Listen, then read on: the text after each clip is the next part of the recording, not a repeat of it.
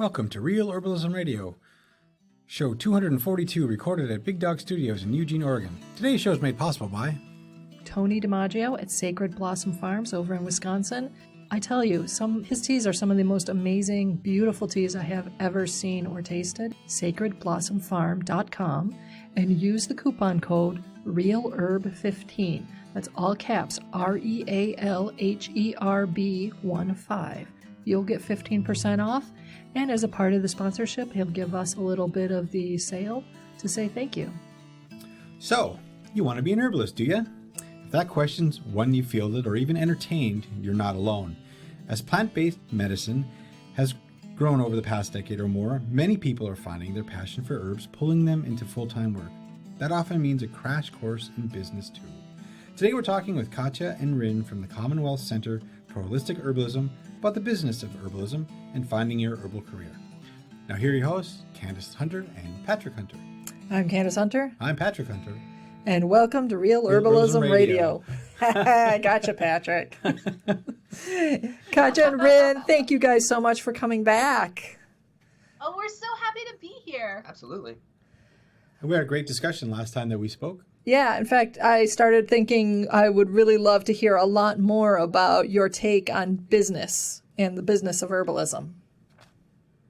All right. Yeah. Well, we have some thoughts about that. Good, because, it's something that we've seen so many people, we see a lot of folks, I've seen a lot of folks getting done with whatever course they've done. Maybe they're certified by the school or teacher they learned from, maybe not, but they're jumping into trying to start a business, and then they're struggling because their coursework didn't include how to start a business, which is a whole entire thing of its own.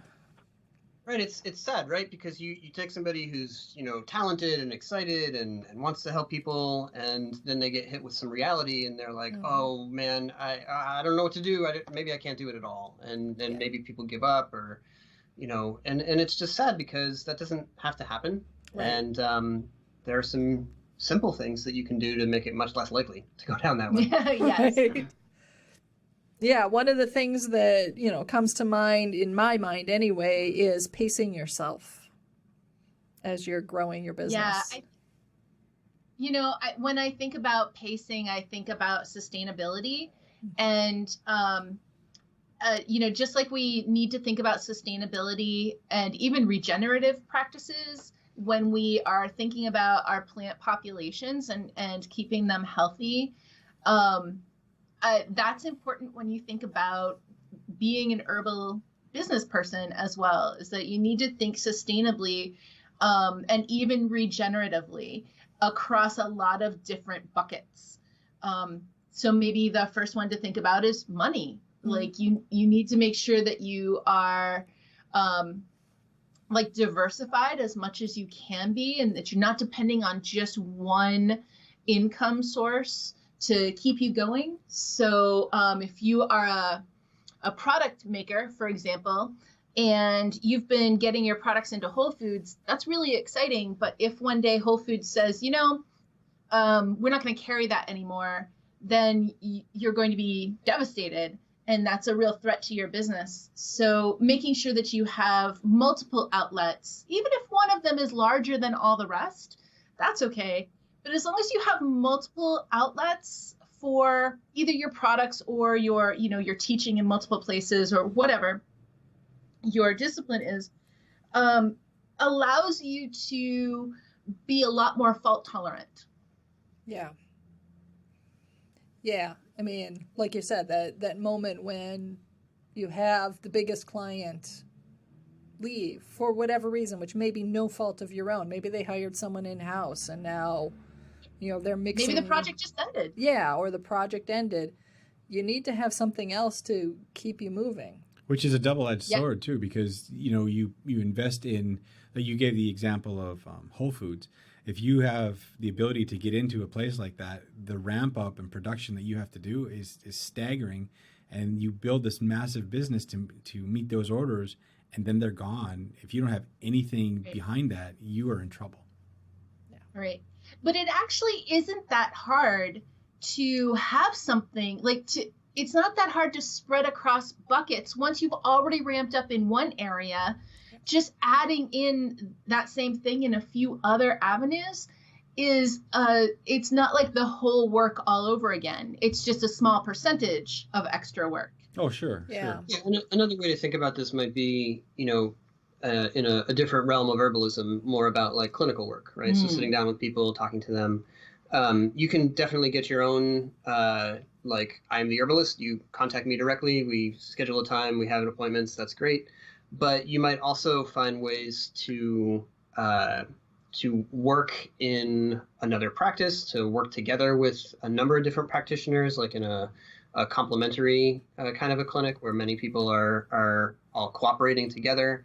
Even just the difference between only doing appointments in person versus doing them online, that can really open up your opportunities there. Right. So that's like another way to think about having multiple streams coming in. Yeah. Yeah, and I think ramping up into whichever stream you're focusing on, doing it slowly rather than like overnight success. I mean, overnight success usually isn't sustainable and lasting. You know what I mean? Yeah. So Right. pacing your growth so that you can manage it. And especially when you're in that transition between whatever you were doing before, your day job that covered the rent, into having your herbal-based job cover the rent.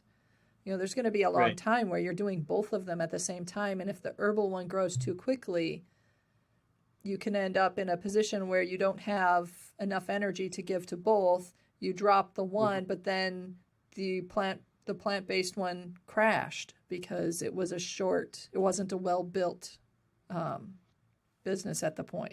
It was young. You know what I mean? Right. Yeah. Go ahead. It's also worth saying that, especially when you're getting started, a couple of things occur to me. One is that you don't need to do all of herbalism.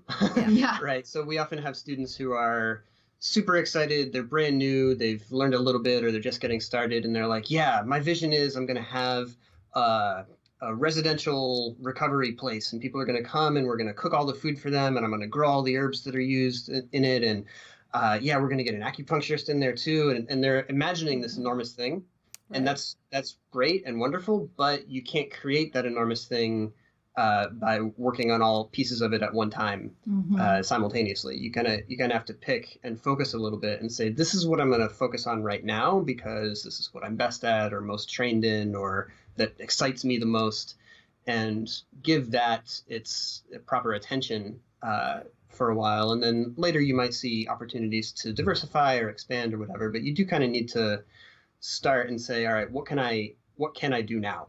Yeah. Rather than what are all of the things that I would like to do someday. On that, I would even say, even at a smaller scale, what we find is that you can either be a farmer, or you can be a product maker, or you can be a clinical herbalist or teacher. But you can't do all three of those, and you really can't actually do two of them, not by yourself well.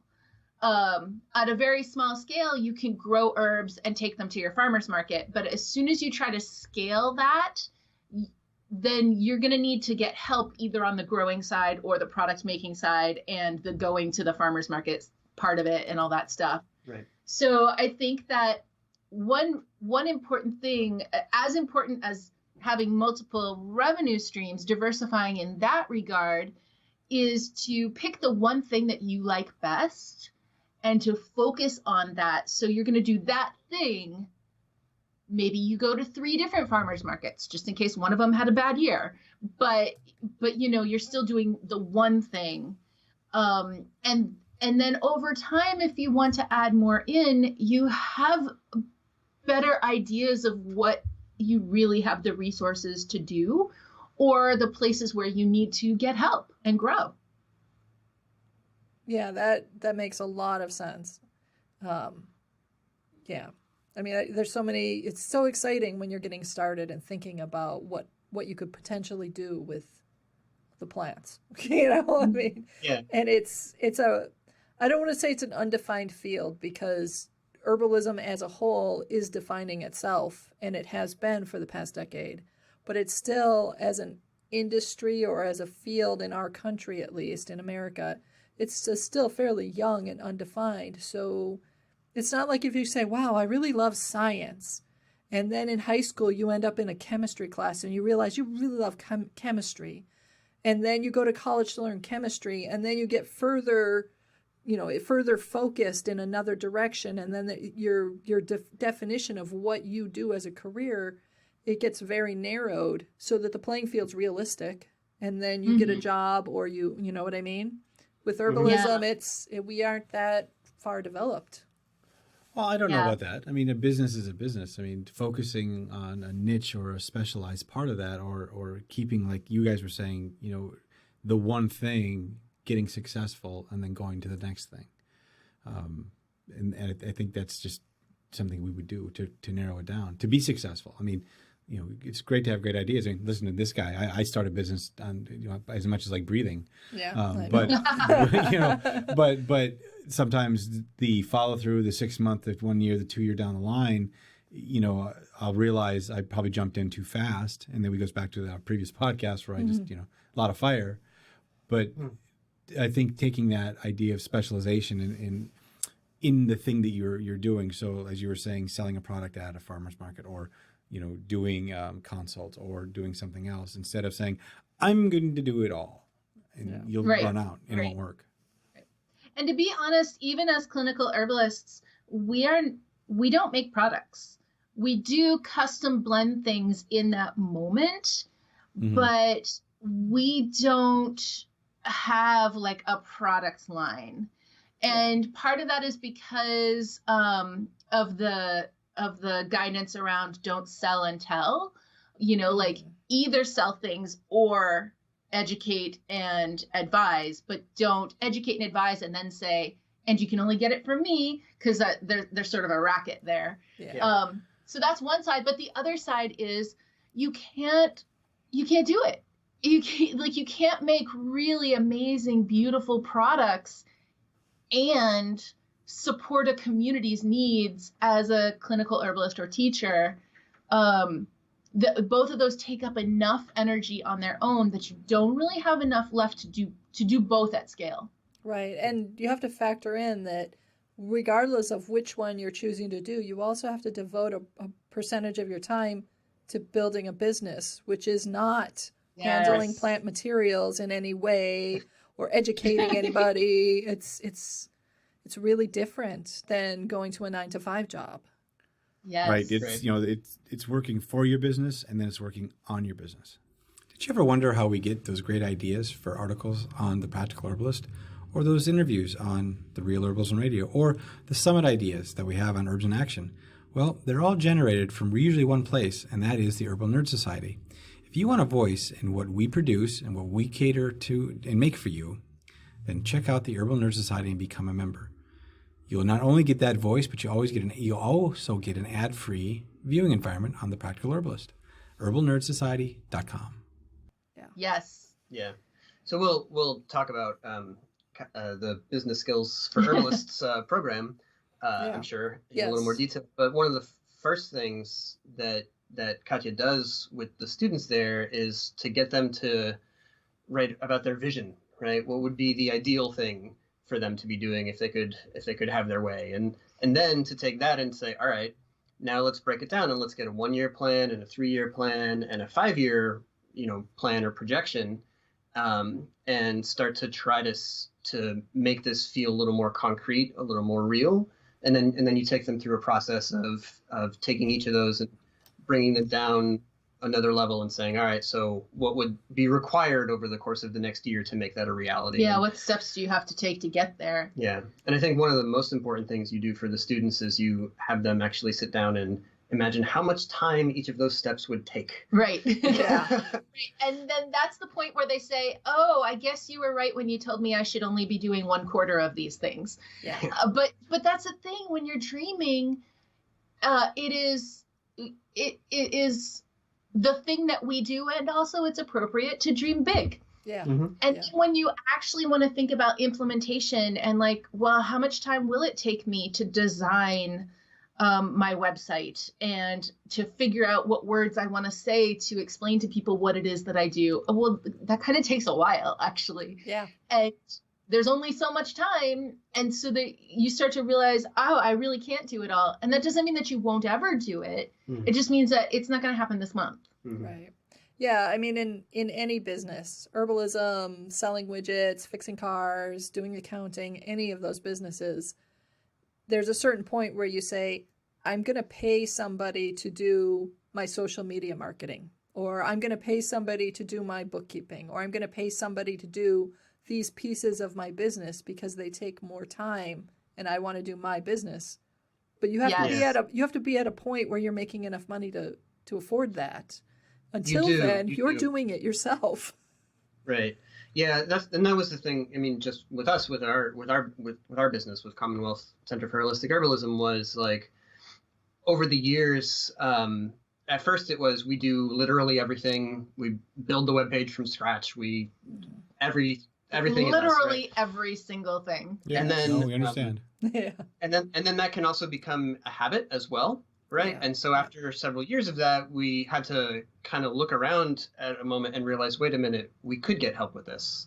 Yeah. And then there's also that moment of like, but I don't know if I want to let go of it. Yeah. Yeah. Letting go of control that's a phase in business growth. The point where you can let go of control. Definitely. And trust. We want to see people do that as strategically as possible and think about, it's funny because you were mentioning paying somebody to do your social media marketing. And that's something I tell people don't ever do. Because pay someone to keep your accounts, pay someone to do your taxes, but don't pay someone to be the way that you interact with the world, because that's actually what people are buying from you. Yeah. And your ability to interact with people on social media, even though we all can roll our eyes about social media sometimes because it's the monster that never sleeps. On the other hand, you have a direct ability to actually talk to real people. And that's amazing. So that's one thing that I would never outsource, just because it's too valuable of an opportunity. And on a similar note, though, we have gotten help from professionals who can give us some guidance about how to take what we want to say and reach people differently or express it in a way that's going to be a little more SEO'd up or whatever it is. So that aspect has definitely helped us. Yeah, having somebody who really knows their way around SEO advise us on how we should be spending our social media time. That's very valuable. Yeah. That's really true. So it's really about figuring out where can you get the most benefit for your assistance dollars. And sometimes, as crazy as this sounds, sometimes the best answer is to pay someone to wash your dishes and do your laundry for you.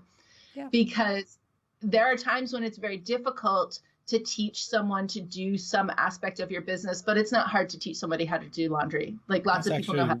Really good advice. I never even thought about that or heard that before. No one's ever said, to have someone do those things. They, like you said, you don't have to be highly trained to do, but are not specialized to your business. That's actually really an interesting concept. No one I've ever heard in 30 years of business has ever even suggested that. Yeah. So that's really good.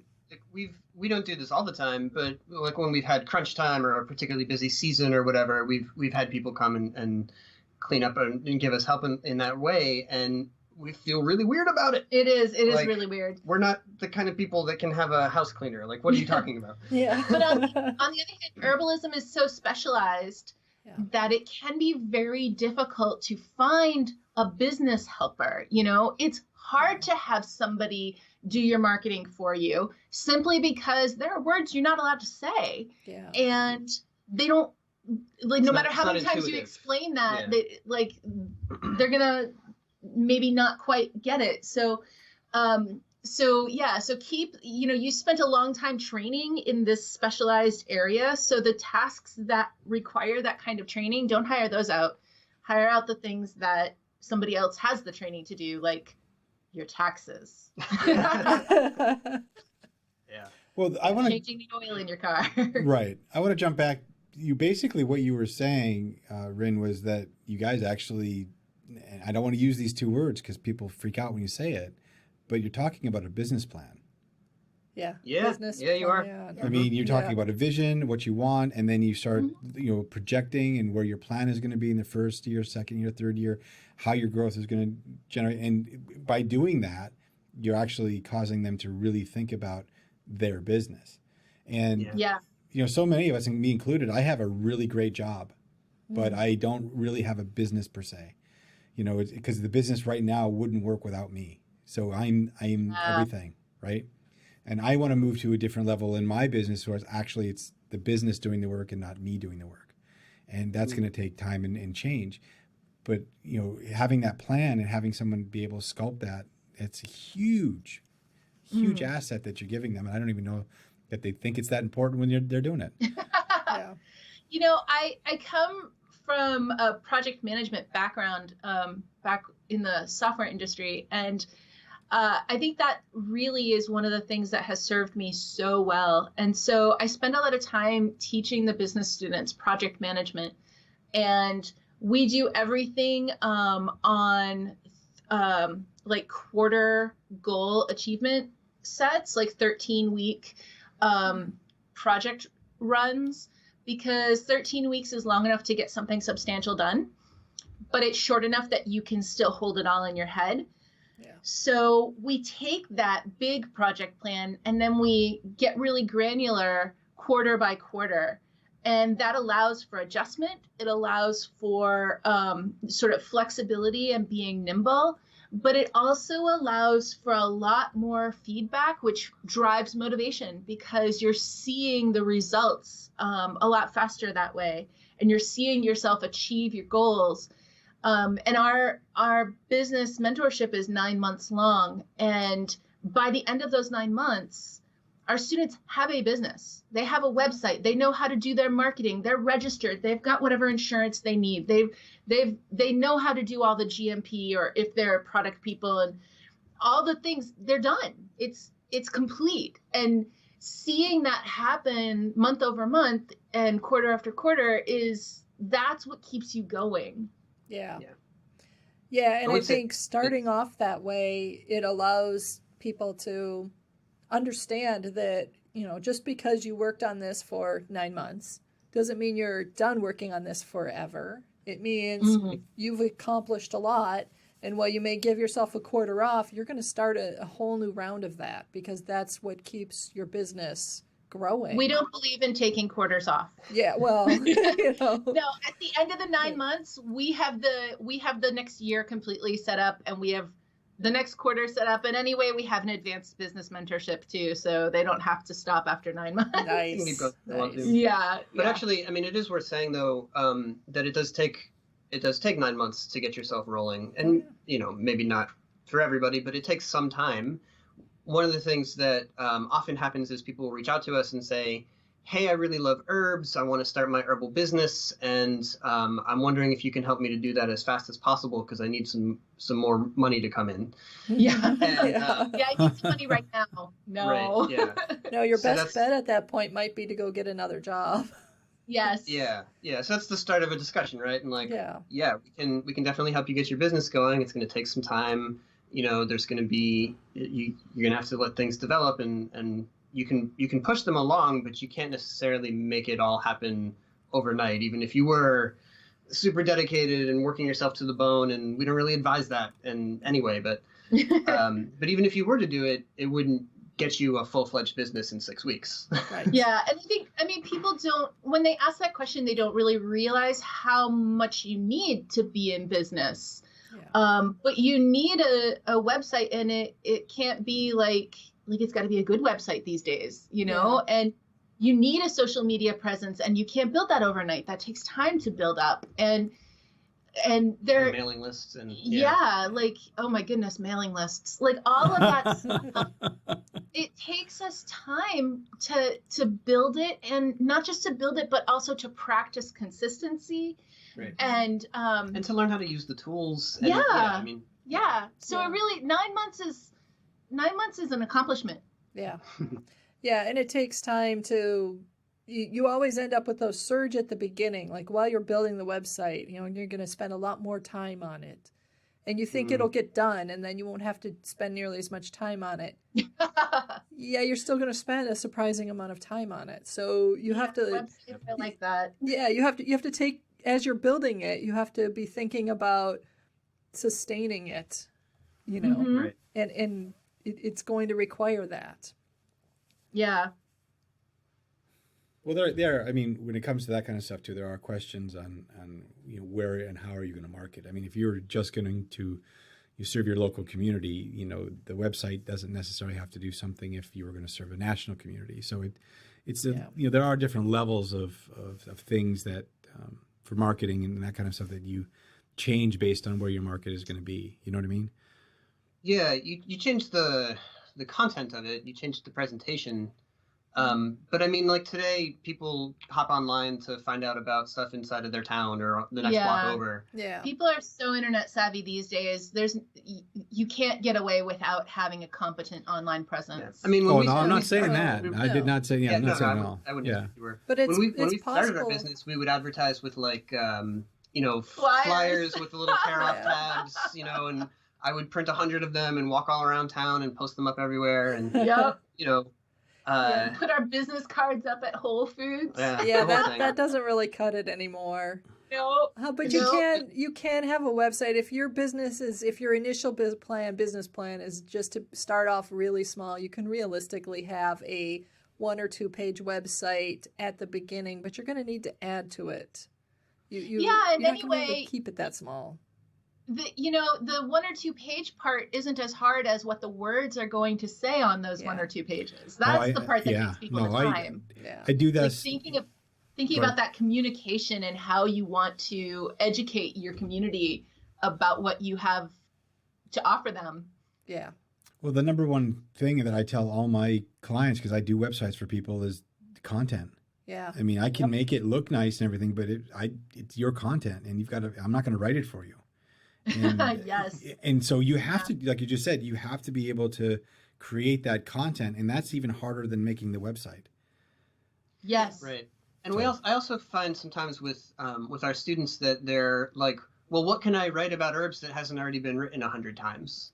And I say, don't worry about that at all. Write what you think, what you know, what you feel, what you experience about herbs. Write it in your voice, you know, and let that draw people in, because there are enough people out there in the world looking for an herbalist now that somebody is going to be drawn to the way you present things. Yeah. Like, you don't have to, and you shouldn't try to appeal to literally everybody, because then you'll just be bland and flat and, like, you know, milquetoast and everything else. Like, be who you are, talk about what you're interested in, speak the way you speak, you know, and let that be what catches people. You can't change who you are, how you practice, what you think to try to reach more market share or whatever else. Yeah. The people are there. Yeah, one of the tricks that like writers often use is you imagine your perfect just right client, and you're writing solely for them. That's the only person in your audience just right for them, because that one person represents a whole lot of other people out there. This is really behind our it's not just our idea, it's growing in popularity, the concept of community, not competition. Yeah. And the herbalism is a perfect place for this. And there have been times over our career where people have said, well, how come you're letting somebody else work in your office? Like, aren't you worried they're going to take your clients? No. Like, everybody speaks a different language, even if everyone is speaking the same actual literal language, we all have a different perspective and a different way of seeing the world. And even just between Ryn and I, on one hand, we practice very similarly, but on the other hand, really not. And I have a really big, loud personality, and Ryn is more gentle, and it's like, some people don't want to be alone in a consultation room with me because I've got really big opinions, and they would feel more comfortable working with Ryn because he's gentler and softer, and so the point here is that this is a strength, actually, like focusing on your real voice and your perspective not only will help you find the people who want to work with you, but also it helps you to build the community in whatever place it is that you're working. Because right now you might be the only herbalist you know, but in 5 or 10 more years, you won't be. So it's better to start thinking now about community, not competition, and start thinking now about how you and the other practicing herbalists in your community can actually support each other, because that's going to cause growth for everybody. Yeah. Not the other way around. Like, people think, oh no, I can't do that because then they'll get the business and not me. But that's not how it works. Like, creating abundance helps everyone. Yeah. I mean, it really, united we stand, divided we fall. It comes down to the same thing. As a community, we unite. And as herbalists, when we learn to work together well and recognize the idea of scarcity is not actually real, and we can throw that out, then suddenly now there's no scarcity. So now we can actually work together and learn from one another and become better people and better herbalists as a result. Right. You know, it's a win-win. I guarantee you there are no medical students saying, I wonder if I made a good choice to go to medical school because there's going to be too many doctors. That is not happening. That's not going to happen. It never happens. And yet I hear people say, maybe I can't be an herbalist because maybe it's too popular and there's too many people. And I'm like, are you kidding me? Like, we don't even have 1% of the number of herbalists that we need. Right. And this is long work. This is, you know, sitting in consultation, whether it's online or in person, it takes a long time. So there have to be a lot of us. Yeah. Some of that is also about something we were speaking about earlier about finding your way of working, finding your voice, but that can also involve finding your niche too, right? Yeah. So a lot of people who are interested in herbalism are also going to be interested in forestry skills, or in like primitive skills like fire building and you know, making a shelter out of what you find on the ground and stuff like that.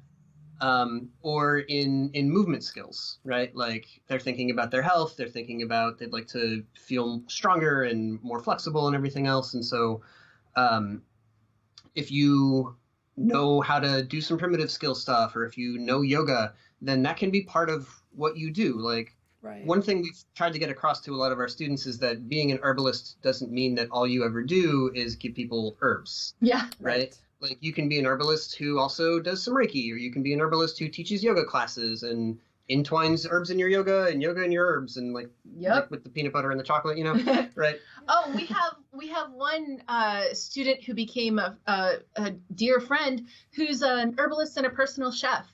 Nice. And that is a fantastic combination. That is a beautiful combination. Yeah.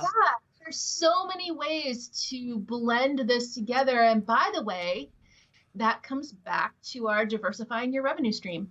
Because if you are an herbalist and a personal chef, you're offering something that other personal chefs don't have to offer. But secondly, if you start to, like, maybe not as many people are hiring personal chefs, that's okay, because you've got this other side that you can lean on as well. Yeah. Mm-hmm. So all the way around, like, just finding your own way of expressing.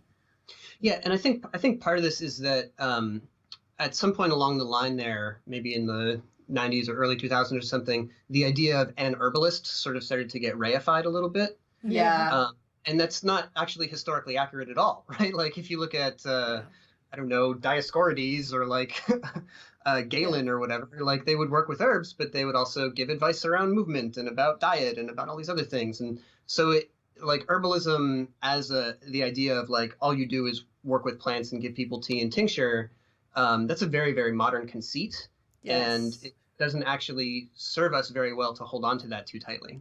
Well, and folks who do clinical consultations, I mean, almost all of them will tell you that, the teas and the plants were part of it, but there was also some lifestyle suggestions or goals that we talked about, or there was an emotional component that, you know, was discussed. You know, there's so many, it branches way beyond just, some tea or some tincture. Right. Yes. Right. Yes.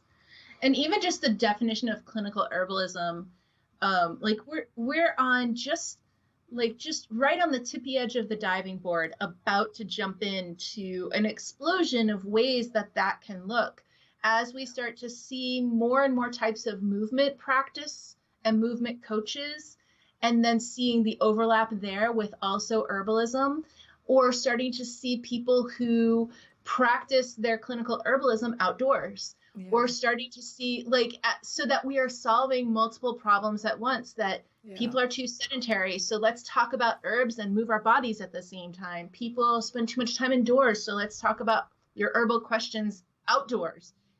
All these different, a million different possibilities here. And I think that is just starting to crack open a door where we're just starting to see the possibilities there. And people want that. They want to go outside and remember how to do it. And they want somebody to teach them how to climb a tree. And by the way, it's a pine tree. And did you know what you can do with this pine resin? And yeah, I think we're on the edge, like you said, on the edge of seeing this really reshape large aspects of our culture in a really positive way. Yeah. And again, it does go back to a thing we see a lot with students, where they sort of get the impression at some point that there's a way to be an herbalist and they should match that. Right. And sometimes that is like, oh, well, I'm interested in teaching. And so if I want to be a teacher of herbalism, that means I need to put together a weekend apprenticeship program and a 3-year clinical training program. Yeah. And it should have these steps in it, and it should look like this. And, there's something to be said for having certain, standards or reference points for education quality.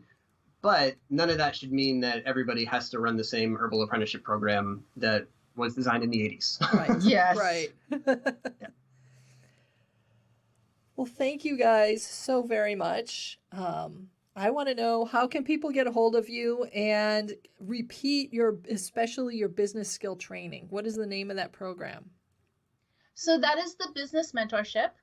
And you can find all of our courses and every step of our herbal training program as well at CommonwealthHerbs.com. Yeah, and you can also find us on social media. We're on Facebook, we're on Instagram, we're on YouTube. You just look for Commonwealth Herbs and you will find us there. And if all else fails, you can always send us an email at info@CommonwealthHerbs.com. Perfect. I will make sure that I get all the links for all of those different avenues of connection into the show notes. Oh, right. There's one other thing I wanted to mention, and that is that we host the American Herbalists Guild Business Chapter, and that is a national chapter that is held online.